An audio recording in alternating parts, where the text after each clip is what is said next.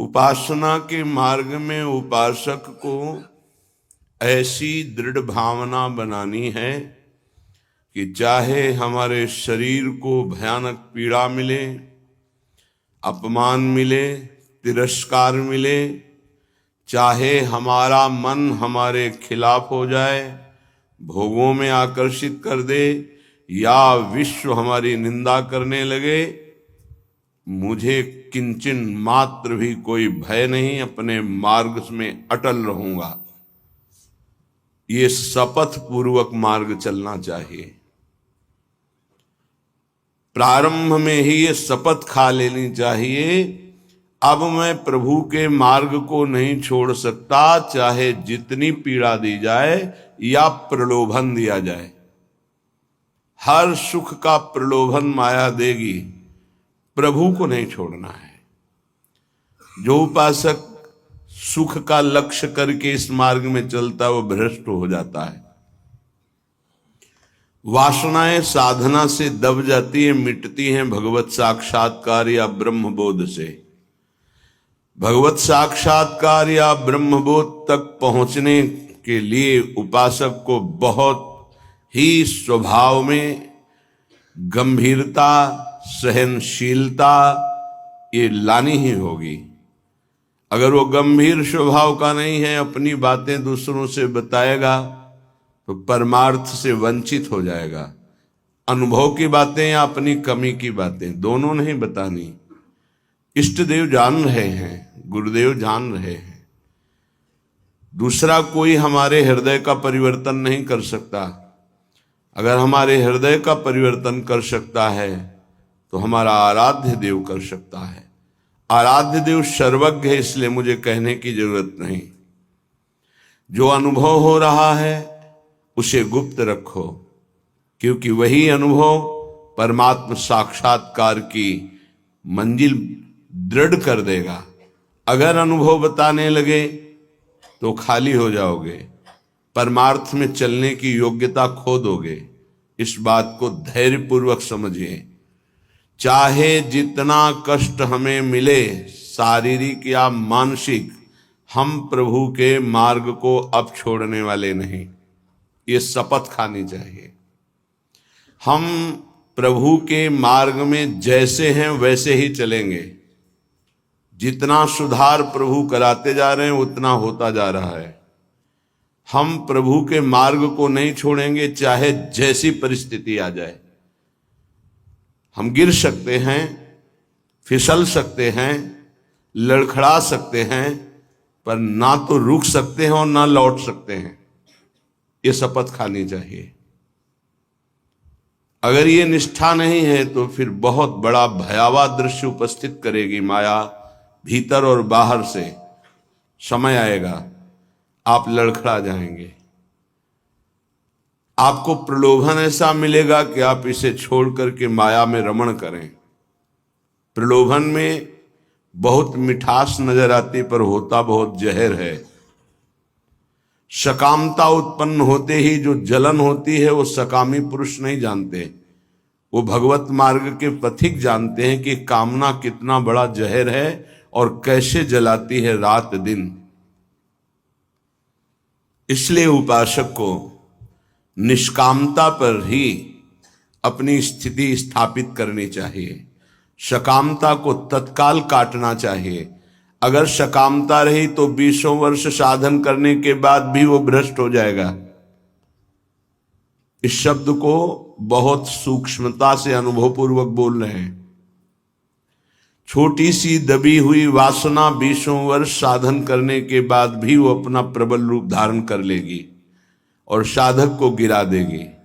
ढूंढ ढूंढ कर अंदर की वासनाओं को नाम जप के द्वारा भस्म किया जाता है।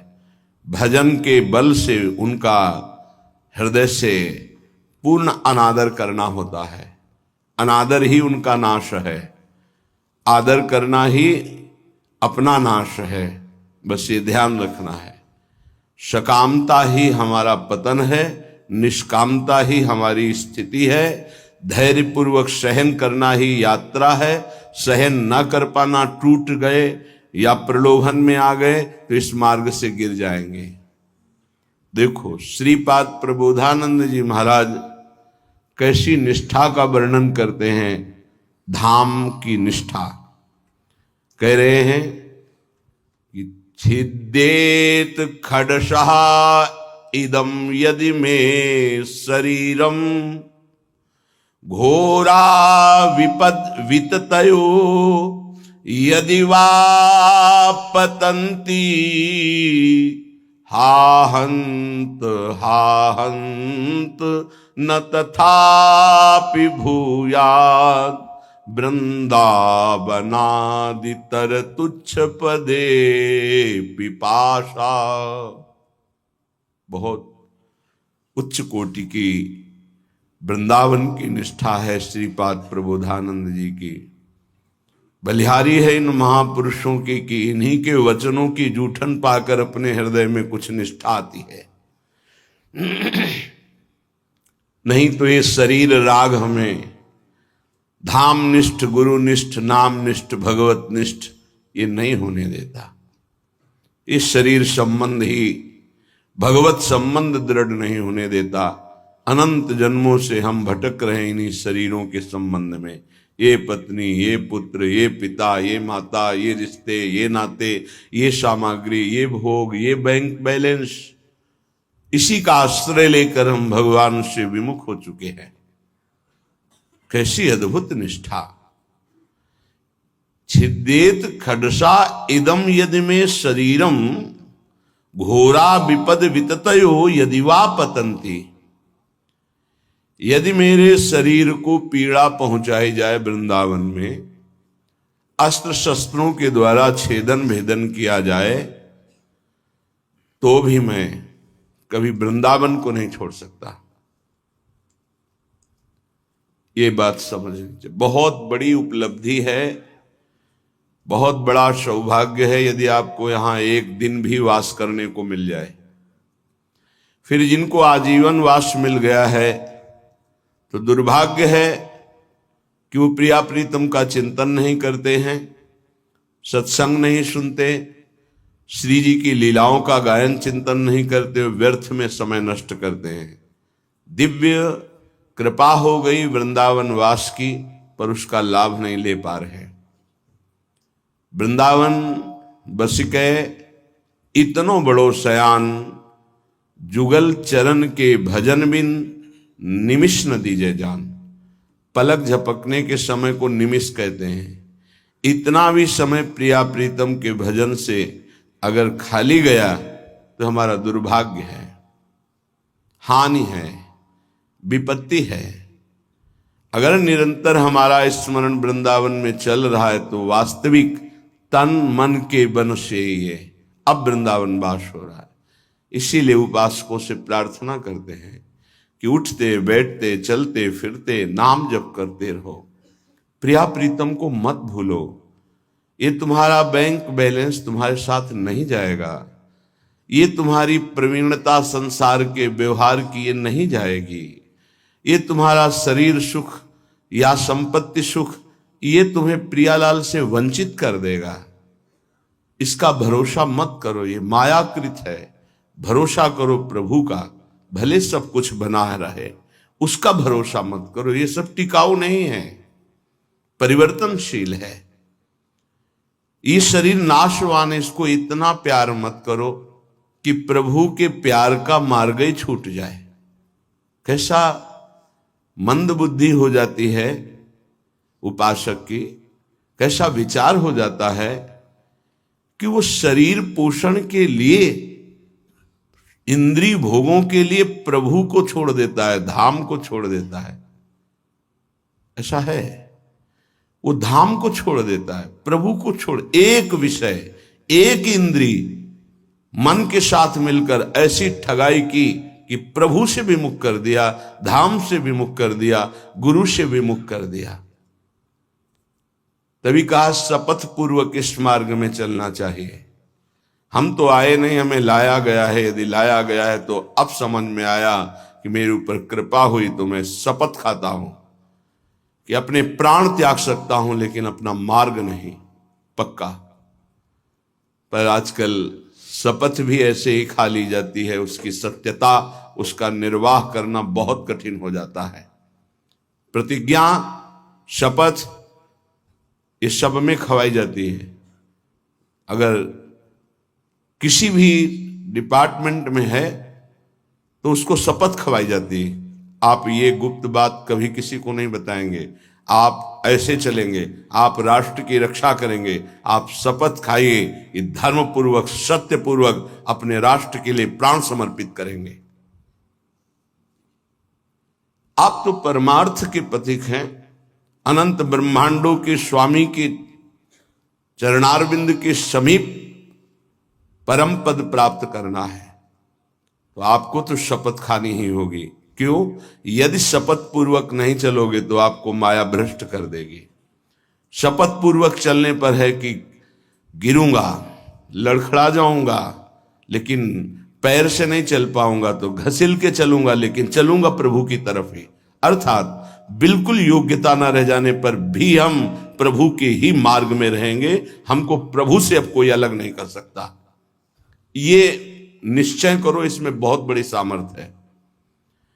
यदि हम परमार्थ को स्वीकार किया है, चाहे गृहस्थ में हो चाहे विरक्त में हो, अब चाहे हमारे शरीर को काट दिया जाए तो भी अंतिम समय हम राधा ही बोलेंगे। हमारे जीवन का उद्देश्य प्रभु ही है। श्रीधाम वृंदावन के वास की निष्ठा का परिचय दे रहे हैं ध्रुवदास जी। खंड खंड होए जाए तन, अंग अंग सत टूक, वृंदावन नहीं छाड़ियो, छाड़ी वो है बड़ी चूक। बड़ी चूक, ये जो बाहर से भक्तजन आते हैं, इनके ऊपर श्री जी की कृपा है, पर आपका दुर्भाग्य हो जाएगा यदि इनसे आप घनिष्ठ अपनापन कर लिए। घनिष्ठ संबंध श्री जी से और श्री जी के संबंध से इनसे संबंध, डायरेक्ट हमारा कोई संबंध नहीं होना चाहिए। श्री जी के नाते से है, श्री जी के संबंध से है। एक बहुत अच्छे ब्रजरज सेवी महात्मा, इसी संबंध में चूक हो गई। कुछ लोग बाहर से आए, ऐसा कभी किसी को नहीं करना चाहिए। बाहर से आने वालों को, उनके 500 शुगर थी, बहुत अच्छे ब्रजरज सेवी, और सरल स्वभाव संतों का हो जाता है, क्योंकि हमारी स्वामिनी का स्वभाव है अत्यंत दयालु, करुणामय, सहज, सरल। किन्हीं किन्हीं संतों का बाहरी स्वभाव नारियल की तरह होता है। नारियल ऊपर से कठोर होता है, वो अंदर से देखो तो बहुत मिठास वाली गिरी होगी, उसमें मीठा जल होगा, पर बाहर से कठोर रहता है, नीरस रहता है। ये स्वभाव होना ही चाहिए।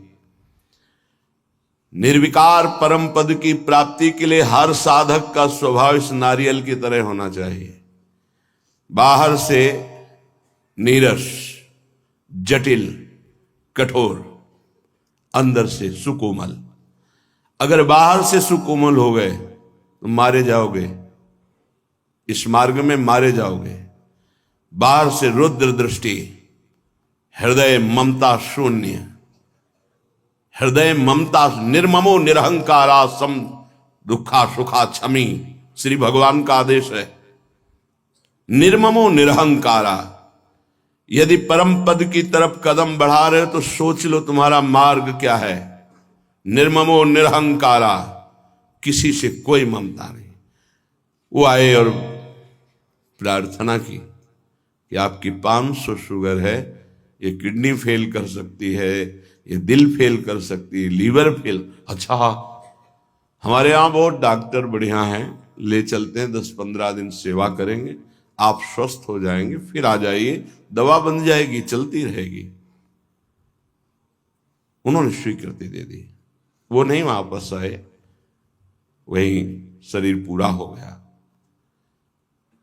आप लोग बाहर से आते हैं वृंदावन लाभ लेने के लिए।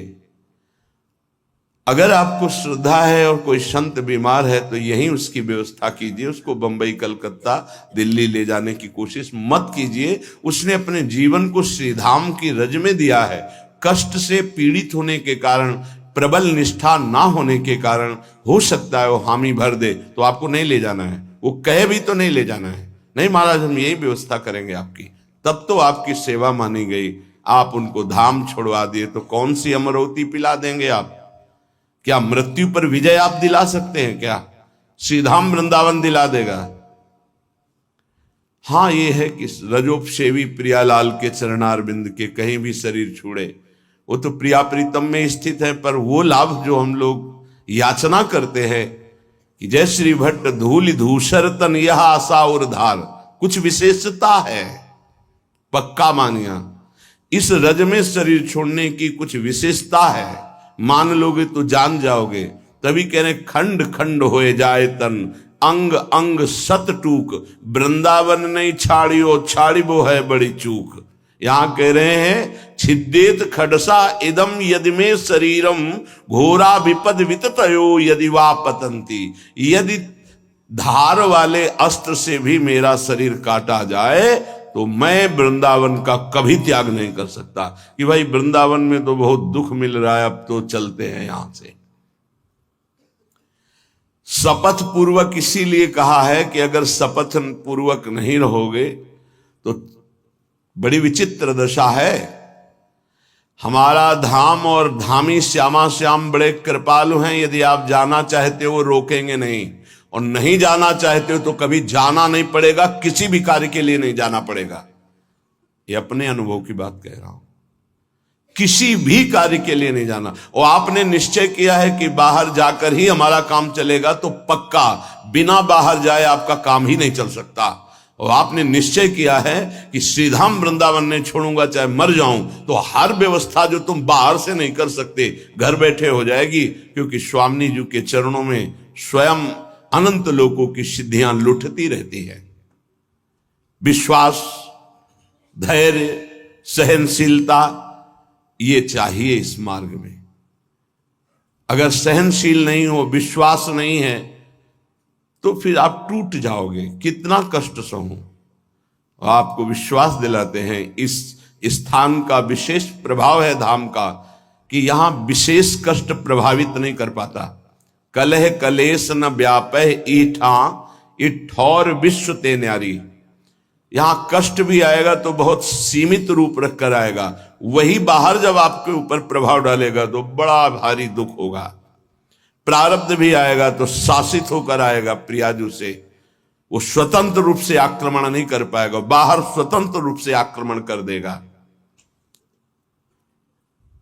यदि घोर घोर विपत्तियां आकर हमको घेर ले तो भी हम वृंदावन नहीं छोड़ेंगे।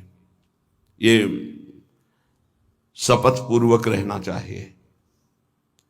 घोर विपद विततयो यदि वा पतंती, घोर विपत्ति आ जाए तो भी मैं अपनी निष्ठा से नहीं गिरूंगा, काट डाला जाऊं तो भी, घोर विपत्तियां दुख आ जाए तो भी मैं श्रीधाम वृंदावन को नहीं छोड़ने वाला। हा हंत हंत न तथापि भूयाद वृंदावनादितर तुच्छ पदे पिपाशा। हाय हाय, श्रीपाद कह रहे हाय हाय, जो वृंदावन का वास मिला और उसे छोड़ करके किसी भी लाभ के लिए बाहर जाते हैं तो हाय हाय। हरिराम व्यास जी ने एक पद में लिखा है, इतनी बड़ी कृपा हो गई और इसके बाद भी तुम वृंदावन का आश्रय वास का प्रभाव न जानने के कारण अन्य आश्रय लेते हो, अन्य सहारा लेते हो और यहां छोड़ कर जाते हो, तो मानो अपने सर पर पादुका चला रहे हो। अच्छा, स्वयं पतित पत्रकाण्यमृतवत् सुधा भक्षयन् तृषाह मिहिर नंदिनी शुचि पयोंजलि भी पिबन कदा मधुर राधिका रमण रास केली स्थली बिलोक्य रसमग्न धीर दिवसामि वृंदावनम। ये प्रायः तैयारी की जाती है ध्यान रखना। जैसे किसी को आर्मी में जाना है तो दौड़ भाग ये सब, पहलवानी करना है तो दंड बैठक खान पान और युद्ध की कलाएं, कुश्ती की कलाएं सीखता है। ऐसे ही हम भगवत मार्ग में चल रहे हैं तो हमें पुष्ट भी होना है और युक्तियां भी सीखनी कि शत्रु को कैसे पराजित करना है, क्योंकि हमारे शत्रु अंतर में बैठे हुए हैं। हमारा एक भी शत्रु बाहर नहीं होना चाहिए। किसी से राग द्वेष नहीं, अंदर की वृत्ति से हमारी दुश्मनी है जो भगवत विमुख करने वाली है, उसको पछाड़ना है। तो कह रहे स्वयं पतित पत्रकाण्यमृत वत क्षुधा भक्षयन। अगर वृंदावन में हमें भोजन नहीं मिला तो हम सूखे पत्ते खा करके यहां अमृत के समान भोजन का भाव रख करके प्राण त्याग देंगे, लेकिन धाम नहीं छोड़ेंगे। सूखे पत्ते खा के कि मानो मैं अमृत पा रहा हूं, ऐसी भावना से, पर हम वृंदावन नहीं छोड़ सकते हैं। ये अपने लोगों ने अभ्यास किया, जानबूझ के अभ्यास किया है। ऐसी वृत्ति धारण की गई कि अगर हमको भोजन न मिले तो कई दिन तक हम भूखे रह सकते हैं, और हमारे भजन में विक्षेप नहीं पड़ना चाहिए, और उसका अभ्यास पूरे जीवन चलाया गया। जब तक हम साधन पक्ष में हैं तब तक अभ्यास पूरा दृढ़ कर लेना चाहिए कि अगर हमें 4-5 दिन भोजन ना मिले तो हम भजन में विक्षेप न पड़े, ऐसा अभ्यास कर लें। हम एकांत में बैठकर भजन करें, हम समाज में बैठकर भजन करें, हम बाजार में खड़े होकर भजन करें, हम यमुना के किनारे भजन, हमारा भजन का अभ्यास कहीं भी हमें बाधा ना पहुंचा पावे, ऐसा होना चाहिए। कई कई दिन गंगा के तो एकांतिक था, यही हितधाम में, हितधाम तक चला है। जब ये डायलिसिस हुए फिर अब हिम्मत नहीं है कि जैसे प्रभु चलावे, अब वो तो प्रभु के ऊपर रह गया। डायलिसिस होने के बाद शरीर की दशा बदल जाती है, अब जैसे प्रभु चलावे वैसे हो गया। नहीं तो दरवाजा बंद, छोटी कुटिया में जब तक कोई नहीं जुड़ा था, दरवाजा बंद। अब ये दरवाजा 3-4 दिन के लिए बंद, बाहर से ताला लगवा दिया कि है नहीं, जैसे कोई जल पान करके चुपचाप शांत 4 दिन भगवदाकार वृत्ति करनी है। ये मौन, किसी से मिलना नहीं कर। ब्रजवासी उनसे थोड़ी प्रियता रखते थे कि आप इतने बजे ताला खोल दीजिएगा, चाबी हम दे देंगे। तो शौच स्नान कर लिया, फिर अंदर हो गए। अपनी वृत्ति को भगवदाकार करना है। सब उपस्थित होने पर भोग भी हमको अपनी तैयारी कर दी। ये थोड़ी कि रोज हमें भोजन मिल रहा है, रोज व्यवस्था हो रही, तो आप देखो आपको वो भजन नहीं हो रहा जो हाय हाय वाला भजन होता है, भारी व्याकुलता वाला भजन होता है। कैसे भगवत प्राप्ति हो, चिल्ला चिल्ला के रोने का मन हो, वो इसलिए नहीं होता कि आप हर समय जब इंद्रियों के ही पोषण में लगे हुए हैं तो भगवदानंद की वृत्ति का पोषण कैसे होगा। उसके लिए तो थोड़ा तैयारी करनी पड़ती है, अभ्यास करना पड़ता है, जलना पड़ता है, भूखे रहना पड़ता है, कष्ट सहना पड़ता है। सच्ची मानिए, अभ्यास में बहुत बड़ी ताकत है। आपका शरीर स्वस्थ है, आप इस समय कस सकते हैं अपने आप को। 3 घंटे विश्राम, इसके बाद कुछ समय आसनों में, हर समय सेवा में, नींद को उड़ा दो, भोजन की एक सीमा रख लो, बातचीत के लिए मौन रह जाओ, उचित शरीर पोषण की व्यवस्था, बस नाम पर दृष्टि दो। नहीं खान पान ते भावे है, नहीं कोमल वसन सुभावे है, सब विषय लगे ते खारा है, हरियासिक का मग्न आ रहा है। जब वृत्ति भगवदाकार होती है और ये होता है अब भोजन पाने जाना, तो ऐसा लगता है जैसे सजा दी जा रही हो। हमारी वृत्ति डूब रही है, अब इसके लिए हमें भागे। कभी तो डूबना सीखो, अभ्यास करके कभी तो ऐसे आओ कि 10-5 मिनट के लिए शरीर भूल जाओ, 10-5 मिनट के लिए जगत भूल जाओ, केवल प्रिया प्रीतम के चिंतन में। वो ऐसे नहीं होता कि टाइम बाय टाइम भोजन। साधक की दिनचर्या 12 महीने राइट टाइम से पहले हर चेष्टा आपको दिखाई देगी। अगर यहां खड़े होना है, 6 बजे खड़े हो तो 5 मिनट पहले से खड़ा है। उसकी दिनचर्या में चूक नहीं हो सकती। वही साधक, वही संयमी। और जो अपनी दिनचर्या को संभाल नहीं पाता तो वो अपने आप को संभाल नहीं सकता। कागज में लिख लो चाहे दिमाग में लिख लो, जब तक साधक की दिनचर्या नहीं। हम गृहस्थी में देखें, ऐसे ऐसे साधक की त्रिकाल संध्या करते हैं। जब पीछे गुरु आश्रम में थे, बीचों सुबह 4 बजे तड़के आकर के स्नान करके संध्या गृहस्थी में रहते, हल जोतने वाले लोग। अगर हमारी दिनचर्या भगवत मार्ग की है तो उसे कहीं भी की जा सकती है, कैसे भी की जा सकती है। ये बहुत प्रवचन नहीं, ये आप समझ लीजिए, आपको अपने आप को कसना होगा। सैकड़ों बार प्रार्थना की है कि चाहे गृहस्थ हो चाहे विरक्त हो, व्यायाम अत्यंत आवश्यक है। जैसे भोजन पाना आवश्यक है, ऐसे व्यायाम आवश्यक है। भगवत प्राप्ति के लिए अत्यंत आवश्यक है व्यायाम, क्योंकि आपका शरीर स्वस्थ रहना अनिवार्य है। प्राणायाम अत्यंत आवश्यक है। 10 मिनट 15 मिनट बैठ करके प्राणायाम, 2-3 प्रकार के सहज प्राणायाम की वृत्तियां बताइए। कौन कर रहा है? सहज बताइए। कुछ हाथ लगाने की जरूरत नहीं नाक में, ये अनुभव की हुई बात कर रहे हैं। आराम से बैठ गए, धीरे से श्वास खींचते चले गए दोनों नाक से, जितनी जा रही बंद कर ली। अब मंत्र जप रहे हैं, फिर धीरे से छोड़ दी, कोई पकड़ना नहीं, फिर खींचा, फिर बंद कर ली। इसे आंतरिक कुंभक कहते हैं।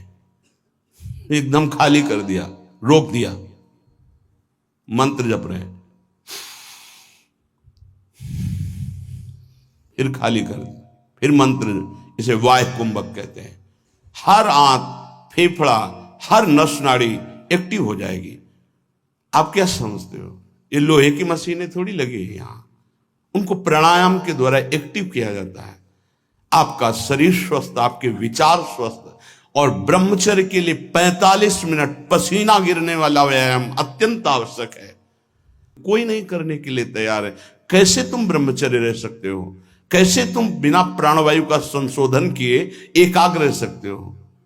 ऐसा नहीं कि हम प्रेम मार्ग में हैं तो हमें प्राणवायु के संशोधन की आवश्यकता नहीं। हमने पूज्य गुरुदेव भगवान को देखा, अटारी में जाकर के एकांत में बैठकर वो प्राणवायु का संशोधन कर रहे हैं। हमने बुजुर्ग संतों को देखा जिनकी 80 वर्ष की अवस्था है, व्यायाम 5 मिनट 10 मिनट हाथ पैर हिला रहे हैं, व्यायाम कर। और व्यायाम का एक प्रक्रिया है। आपने 5 दिन व्यायाम किया तो आपके शरीर दर्द होंगे, क्योंकि उनको थकित किया जा रहा है। अब 8-10 दिन में वो फिर रवां हो जाएंगे। आप करते रहिए, अब दर्द नहीं होगा। 5 दिन किया, दर्द शुरू हुआ, बंद कर दिया और दर्द शुरू हुआ। आपका व्यायाम का अनुभव ही नहीं होगा कि वो यही लगेगा कि उससे तो दर्द होता है। नहीं, ऐसे संयमी साधक थोड़ी बना जाता है। कई मिनट सर के बल खड़े होते थे, हर समय इसको तैयार करके साधन में लगाए रहते हैं। आप लोग देख रहे हैं, आप लोगों का शरीर स्वस्थ है। आप कैसे ब्रह्मचारी, कैसे आप संयमी, कैसे आप एकाग्रचित हो पाएंगे? बोले हमारे पास समय नहीं। कै बजे आप जगते हैं? उससे 1 घंटा पहले जगिए। आप मध्याह्न में थोड़ा विश्राम कर लीजिए, या जब आपको समय मिले तब आप विश्राम कर लीजिए थोड़ा अपनी दिनचर्या के अनुसार। लेकिन रात्रि हमारी साधना का समय है। अधिक से अधिक हम जग करके प्राणायाम व्यायाम करके अपने साधन भजन में लगे। साधन का मतलब होता है एक बार जिद्दी स्वभाव बनाकर हर इंद्रिय पर विजय प्राप्त करके आगे बढ़े। हां, हमको उतना व्यायाम प्राणायाम करना जो हमारी भक्ति में बाधा ना पहुंचा दे। वो भी आज्ञा के अनुसार जितना कहा जाए उतना ही, क्योंकि प्राणवायु का संशोधन करने की यदि प्रक्रिया नहीं पता है और उल्टा सीधा पढ़ करके प्राणवायु को, तो वो आपको रोग पैदा कर देगी। हम इसीलिए प्राणायाम पद्धति नहीं कह रहे, केवल बाह्य कुंभक, आंतरिक कुंभक या अनुलोम विलोम, इससे कोई हानि नहीं होने वाली। लेकिन रेचक कुंभक पूरक उसकी प्रक्रिया है। वो ऐसा नहीं कि केवल ऐसे खींच कर किया, जरूर करना चाहिए। ये श्वास का संशोधन, प्राण का संशोधन, शरीर की नस नाड़ियों का व्यायाम के द्वारा तो ब्रह्मचर्य पुष्ट। यदि आप ऐसा नहीं करते तो ब्रह्मचर्य रह ही नहीं सकते। ब्रह्मचर्य रहने के लिए शरीर को बहुत एक्टिव करना होता, बहुत एक्टिव, और उसमें खुद इतनी बिजली होती है वो बैठ ही नहीं सकता शांति से। कठोर आसनों में बैठना स्वभाव बन जाता है उसका। तब जाकर के ब्रह्म प्राप्ति के लिए ऊर्ध्वगामी चित्त वृत्ति होती है, मुझे केवल भगवत साक्षात्कार चाहिए। सिंहवत स्वभाव साधक का होता है। एक प्रवचन नहीं कर रहे, ये हृदय की बात कह रहे हैं। हर कष्ट को सहकर सिंहवत। यहां क्या सर्दी लगेगी तुम लोगों को, कमरे में हो, खुले में, गंगा के किनारे, जब ऐसी कि शरीर में केवल सर्दी ही सर्दी व्याप्त हो रही, लग रहा है कि अब नहीं संभलेगा, तो गंगा जी में जा खड़े हो गए। गंगा जी उल्टा उसके खिलाफ, गंगा जी का काफी जल जिससे प्रवाहित हो रहा है, ये तो रोज का अनुभव था। हाथ 1.5 हाथ जो जल है वो भीषण ठंडा होगा, फिर उसके नीचे थोड़ा सा जा खड़े हो गए, मंत्र जाप कर रहे, फिर गंगा जी ने पावर दी, फिर बाहर निकले, फिर चले। पूरा जीवन एक युद्ध है, आज भी एक युद्ध है। ऐसे थोड़ी, ये सुख प्राप्ति लौकिक सुख के लिए नहीं, ये अध्यात्म सुख के लिए है। कितनी बड़ी बात करें, मेरा शरीर काट दिया जाए, भारी विपत्तियां आ जाए, तब भी मैं अपने मार्ग को नहीं छोड़ने वाला, अपनी निष्ठा को नहीं छोड़ने वाला। स्वयं पतित हुआ, गिरा हुआ पत्ता खा करके मैं जी लूंगा, लेकिन अपनी